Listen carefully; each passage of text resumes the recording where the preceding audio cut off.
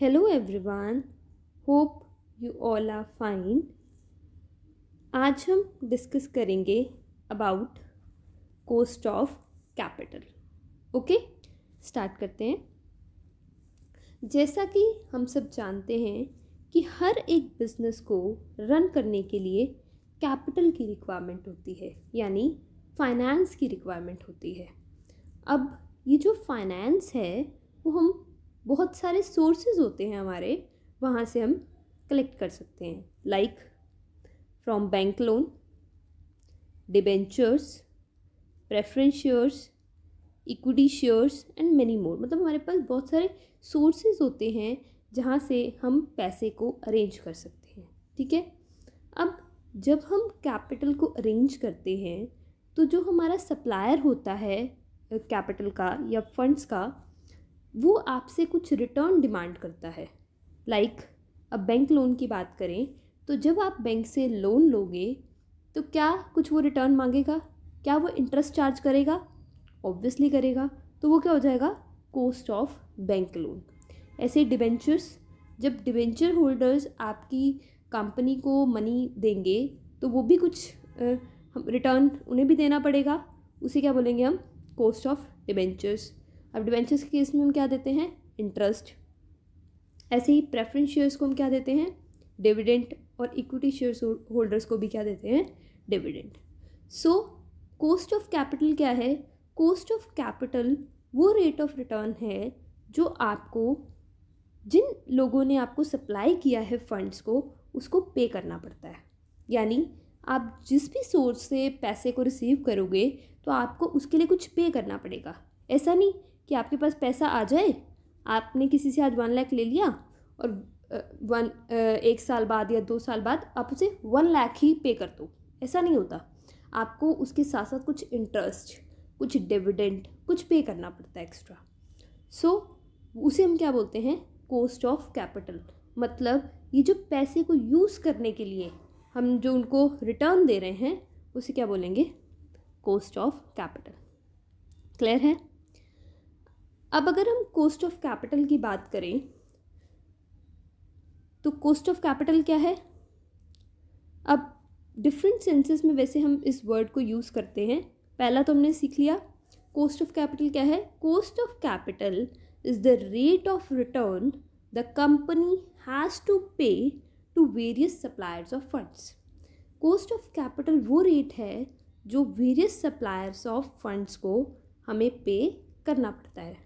ठीक है. मतलब जिससे आपने फंड्स को अरेंज किया उनको आपको कुछ रिटर्न पे करना पड़ेगा और वो रिटर्न को हम क्या बोलेंगे? Cost of capital. अब एक एग्जांपल देखते हैं. फॉर एग्जांपल एक फर्म को 300 रुपीज़ की नीड है. ठीक है. अब फर्म ने क्या किया? 100 अरेंज किए डिबेंचर से, 100 प्रेफरेंस शेयर से और 100 इक्विटी शेयर से. ओके. अब सपोज डिबेंचर्स जो हैं वो हमने 10% पे इशू किए, तो डिबेंचर्स की कॉस्ट क्या होगी? 10. 100 पे 10% कितना हो गया? 10. अब प्रेफरेंस शेयर्स, तो प्रेफरेंस शेयर्स जो होते हैं वो डिबेंचर से ज़्यादा डिमांड करेंगे बिकॉज अब रिस्क ज़्यादा है. क्योंकि ऐसा क्यों? क्योंकि पहले जो भी अर्निंग होगी उसका पार्ट डिबेंचर्स को दिया जाएगा, उसके बाद प्रेफरेंस शेयर्स की टर्न आएगी. तो preference share, suppose preference share को हमने डिविडेंड देना 12. उसके बाद इक्विटी शेयर होल्डर्स. अब इक्विटी शेयर होल्डर्स उससे भी ज़्यादा डिमांड करेंगे क्योंकि ये हाई रिस्की है. तो सपोज इक्विटी शेयर्स का हम दे रहे हैं 15. ओके. कॉस्ट ऑफ डेब्ट कितनी होगी? 10. कॉस्ट ऑफ प्रेफरेंस शेयर्स 12 और cost of equity shares 15. Total cost कितनी होगी? 37.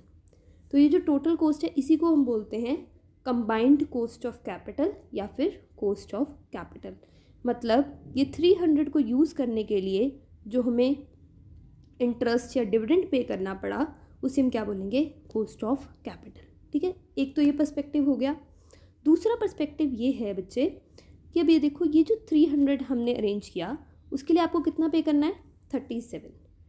तो दैट मीन्स ये जो आपने 300 अरेंज किया है उसे आपको ऐसे प्रोजेक्ट पे लगाना है, ये ऐसी जगह पे इन्वेस्ट करना है कि आपको मिनिममली ₹37 तो अर्न होंगे ही हों, क्योंकि अगर ₹37 आप 300 पे अर्न नहीं करोगे तो आप पे कैसे करोगे डिवेंचर्स को, प्रेफरेंस शेयर्स को, इक्विटी शेयर होल्डर्स को। ठीक है, तो हम दूसरे पर्सपेक्टिव से ये भी कह सकते हैं कि कॉस्ट ऑफ कैपिटल क्या है। Cost of capital is the minimum rate of return. Cost of capital एक मिनिमम रेट ऑफ रिटर्न है जो एक कंपनी को अर्न करना है ताकि उसकी जो मार्केट वैल्यू है वो स्टेबलाइज रहे, यानी उसकी मार्केट वैल्यू रिड्यूस ना हो एटलीस्ट। कहने का मतलब ये है कि अब अगर कंपनी 300 पे 37 कमाएगी तब उसकी मार्केट वैल्यू स्टेबल रहेगी, और 37 से ऊपर कमाएगी तो मार्केट वैल्यू इंक्रीज होगी, और 37 से नीचे कमाएगी तो मार्केट वैल्यू रिड्यूस हो जाएगी। तो कॉस्ट ऑफ कैपिटल क्या हुआ, मिनिमम रेट ऑफ रिटर्न जो एक कंपनी को कमाना है ताकि वो अपनी जो ऑब्लिगेशन है उसको पे कर पाए, यानी जो इंटरेस्ट और जो डिविडेंड बनता है उसको पे कर पाए। क्लियर है। अब सपोज मुझे 300 इन्वेस्ट करना है, इसका मतलब तो 300 को इन्वेस्ट करते हुए मैं ये देखूंगी कि एटलीस्ट 37 तो मुझे रिसीव हो ही उस प्रोजेक्ट से, और जिस प्रोजेक्ट से मुझे 37 से कम रिसीव होगा वो मैं एक्सेप्ट नहीं करूँगी। यानी जो कॉस्ट ऑफ कैपिटल है वो आपको ये भी हेल्प करता है कि आप किस प्रोजेक्ट में पैसा लगाओ और किस प्रोजेक्ट में पैसा ना लगाओ। ठीक है, अब जहाँ पे 37 से ज़्यादा आपको इनकम मिलेगी वहाँ पे आप इन्वेस्ट करोगे, क्योंकि 37 तो एटलीस्ट आपको चाहिए, क्योंकि अगर 37 आपने इनकम नहीं की तो क्या होगा, तो आपकी मार्केट वैल्यू रिड्यूस हो जाएगी। Okay, so cost of capital के दो सेंसेस हैं। एक सेंस तो ये हो गया cost of capital is the rate of return जो हमें सप्लाई करना होता है, और दूसरा सेंस जो हमने समझा that is cost of capital means a minimum rate of return that firm must earn on its investment for market value to remain unchanged। दूसरे सेंस में देखा जाए तो कॉस्ट ऑफ कैपिटल एक मिनिमम रेट ऑफ रिटर्न है, मतलब normally minimum मतलब minimum इतना तो कम से कम इतना अर्न करे ताकि उसकी मार्केट वैल्यू जो है वो स्टेबलाइज रहे। ठीक है, वो क्या हो जाएगा हमारा cost of capital. Okay, definition की बात करें तो अकॉर्डिंग टू इजरा सोलेमन ये क्या कहते हैं, the cost of capital is the minimum required rate of earnings और cut off rate for capital expenditure.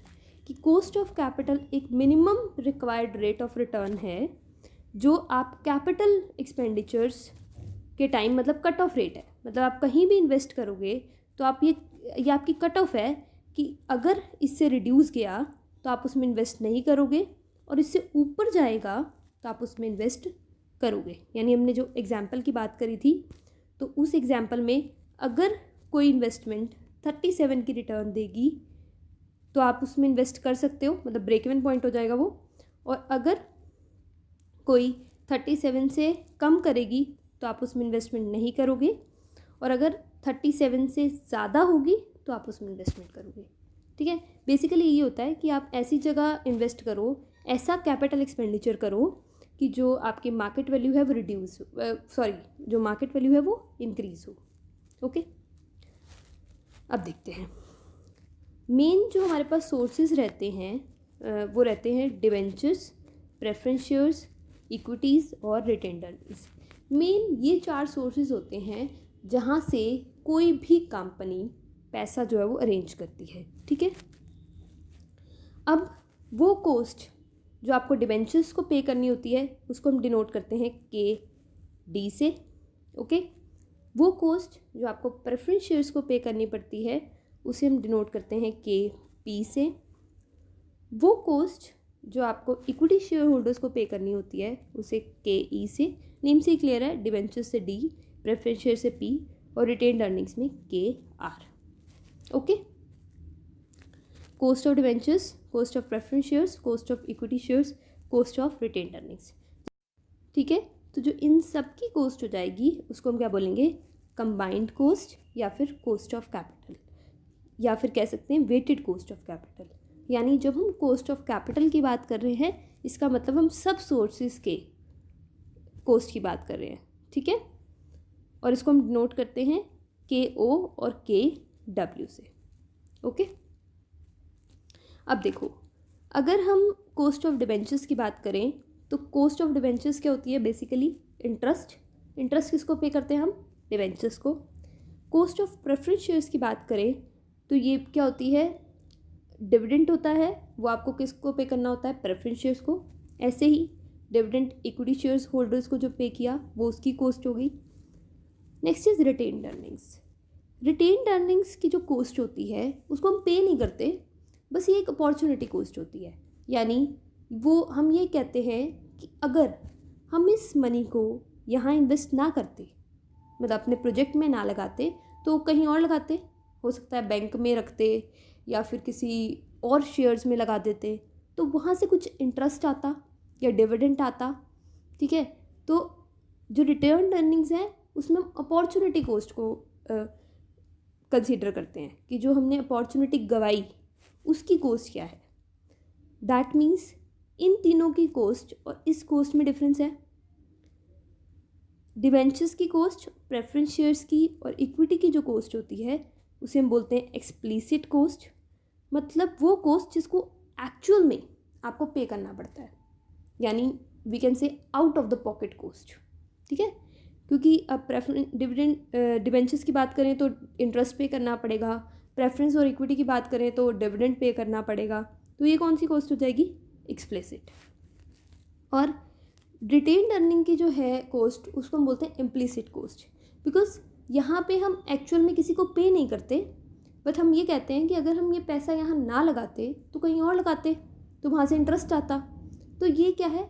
इसको आप पे नहीं करते, बट हाँ ये कॉस्ट है आपकी, इसको हम कॉस्ट कंसीडर करते हैं और इसको हम बोलते हैं अपॉर्चुनिटी कॉस्ट या फिर implicit cost.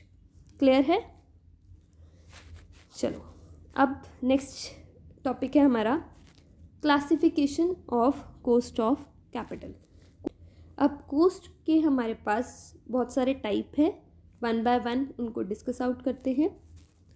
First one is specific cost and combined cost. Specific name से क्लियर है, एक पर्टिकुलर कॉस्ट। स्पेसिफिक कॉस्ट मतलब एक पर्टिकुलर जो आपके सोर्स की कॉस्ट, उसको आप बोलोगे स्पेसिफिक कॉस्ट। यानी कॉस्ट ऑफ डिबेंचर्स, ये क्या होगी? Specific cost. Cost of preference share, ये क्या है? Specific cost. Cost of equity shares, specific cost. Retained earnings, specific cost, ठीक है। और जब आप इसको मिला देते हो सबको, उसको हम क्या बोलेंगे? Combined cost. ओके, पहला क्लियर है? स्पेसिफिक कॉस्ट क्या हुई? The cost of each part of capital is called as specific cost. मतलब हर एक पार्ट जो है कैपिटल का, उसकी कॉस्ट को हम क्या बोलते हैं? Specific cost. यानी cost of equity, cost of preference share, cost of dividend, cost of debentures, cost of retained earnings. Okay, combined cost. Combined cost is also called average और वेटेड कॉस्ट। मतलब जब हम सबको ऐड ऑन कर देते हैं तो वो क्या हो जाती है? Combined cost. और we can say cost of all sources, जब हम सब सोर्सेस की बात करेंगे that is called as combined cost. Clear है? नेक्स्ट हमारे पास है explicit cost and implicit cost. हमने डिस्कस कर दिया। एक्सप्लिसिट नेम से क्लियर है, जो आउट ऑफ एक्चुअल में जिसको में पे किया जाता है वो क्या होगी? Explicit cost. Out of pocket cost, यानी हमने अभी किया था cost of debentures, preference shares, equity, उसमें एक्चुअल में बाहर पे किया जाता है ना, तो उसको हम क्या बोलेंगे? Explicit cost. और implicit cost means opportunity cost, जो एक्चुअल में किसी को पे नहीं की जाती, बट हाँ एक अपॉर्चुनिटी कॉस्ट है, इसीलिए उसको हम कंसीडर करते हैं like cost of retained earnings. अब बात करें तो रिटेन्ड अर्निंग्स होती क्या हैं? वो अर्निंग्स, वो पार्ट हमारे प्रॉफिट का जो आपने डिविडेंड ना डिस्ट्रीब्यूट करके अपने फर्म में ही एक रख लिया है। यानी हमारे पास जो हमारा प्रॉफिट आता है उसमें हम क्या करते हैं? डिसीजन लेते हैं ना, डिविडेंड डिसीजन होता है कि कितना पार्ट हम डिविडेंड की तरफ पे करें और कितना हम अपने बिजनेस में रखें। तो जितना पार्ट हम अपने बिजनेस में रख लेते हैं प्रॉफिट का और उसको डिस्ट्रीब्यूट नहीं करते, उसको हम क्या बोलते हैं? Retained earnings. ओके, और अब वो जो रिटेन्ड अर्निंग्स हमने रखी हैं वो यूज़ के लिए ही रखी हैं, तो जब हम उसको यूज़ करेंगे तो उससे हमारी जो कॉस्ट आएगी, जो अपॉर्चुनिटी कॉस्ट आएगी, उसे हम बोलते हैं इम्प्लिसिट कॉस्ट। ओके, नेक्स्ट हमारी क्लासिफिकेशन है historical cost and future cost. Historical cost name से क्लियर है, जो पास्ट में अक्कर हो चुकी है, ठीक है, जो आप मतलब एक्चुअल में जो कॉस्ट अक्कर हो चुकी है, पास्ट में आप कुछ पे कर चुके हो, that is called as historical cost. Okay, future cost जो अभी अक्कर नहीं हुई, आपने सिर्फ एस्टिमेट लगाया कि इतनी कॉस्ट आ सकती है, ठीक है, उसे हम क्या बोलेंगे, future cost. So future cost is estimated cost to be incurred to finance a project. Okay, so clear है बच्चे? आज हमने डिस्कस किया what is cost of capital. Okay okay, clear है? आज हमने डिस्कस किया what is cost of capital, what are various types of cost. Okay, आज के लिए बस इतना ही। आपको ये लेक्चर कैसा लगा मुझे कमेंट करके ज़रूर बताएं। Thank you so much for your attention. Don't forget to subscribe, like and press the bell icon. Have a nice day.